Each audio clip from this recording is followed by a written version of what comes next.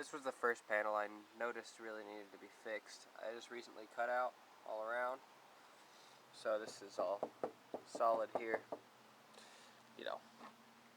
And I'll need to put in the backing plate there and just kind of, I'm going to paint all edges of the new metal and the remaining piece. I'm going to rivet it together and then coat it one more time to seal everything in. Give me something to bolt this part of the fender flare to. Oh, I'll go over here.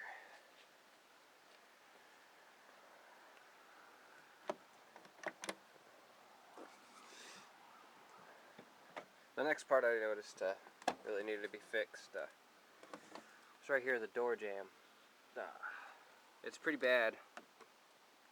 Starting behind there, and I mean you can see through it. The backing plate back here is kind of messed up, but the rest of it seems to be pretty good. It's just this end piece that's real bad because the tire just was flinging junk right up through this hole here, and it just kind of gathered sand and salt in there. And I mean, back here is pretty bad too. And there I'm gonna have to take off all the fender flares. There are parts of the paint that are bubbling up. This part, it was already patched and bondoed. What I want to do is drill the patched and bondoed down here. I just need to drill out these rivets, take off this plastic piece, and I want to sand all underneath because it's all still pretty solid. So I just want to get it cleaned up and coated with the chassis saver. Another part, the reason I'm replacing this whole rocker panel, because this here was patched, but that's kind of where the good times end, and this has just kind of fallen apart since then.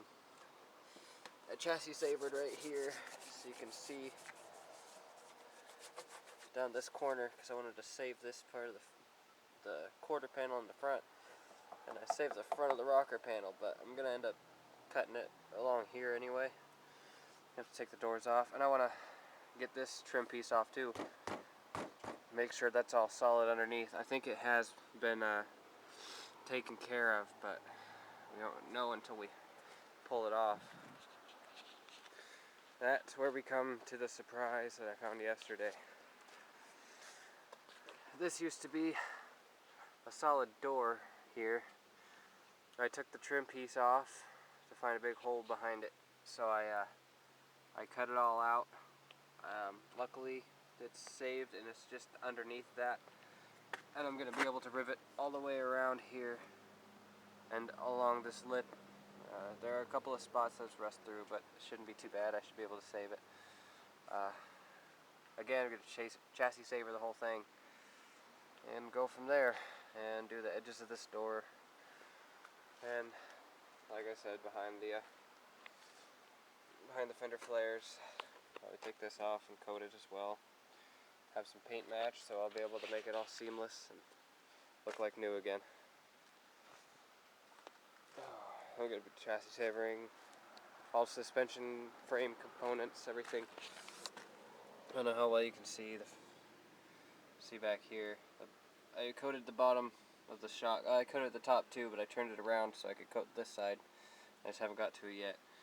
I started coating some of the components in there, and I'm just going to go pretty much travel my way past the axle. The frame is in good shape. That's still factory paint right there on that part of the frame.